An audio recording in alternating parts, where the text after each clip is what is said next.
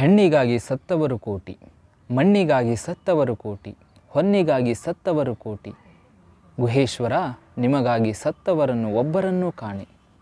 ಈ ವಚನವನ್ನು ಅಲ್ಲಮ ಪ್ರಭುದೇವರು ಸುಂದರವಾಗಿ ಬರೀತಾರೆ.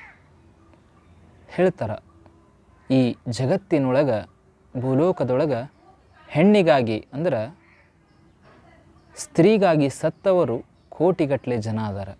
ಆದರೆ ಮತ್ತು ಮುಂದೆ ಮಣ್ಣಿಗಾಗಿ, ಈ ಭೂಮಿಗಾಗಿ, ಆಸ್ತಿಗಾಗಿ, ಧನ ಕನಕಗಳಿಗಾಗಿ ಸತ್ತವರು ಕೋಟ್ಯಾನುಕೋಟಿ ಜನಗಳಿದ್ದಾರೆ. ಅದೇ ರೀತಿಯಾಗಿ ಹೊನ್ನಿಗಾಗಿ, ಬಂಗಾರಕ್ಕೆ, ಬೆಳ್ಳಿ ಮುಂತಾದ ವಜ್ರ ವೈಢೂರ್ಯ ಮುತ್ತು ರತ್ನಗಳಿಗೆ ಸತ್ತವರು ಕೋಟಿ ಮಂದಿ ಅದಾರ. ಆದರೆ ಭಗವಂತ ನಿನಗಾಗಿ ಪ್ರಾಣ ಕಟ್ಟವರನ್ನು ಒಬ್ಬರನ್ನೂ ಕಾಣೆ ಅಂತ ಪ್ರಭುದೇವರು ಈ ವಚನದೊಳಗೆ ಹೇಳ್ತಾರೆ. ಧನ್ಯವಾದಗಳು.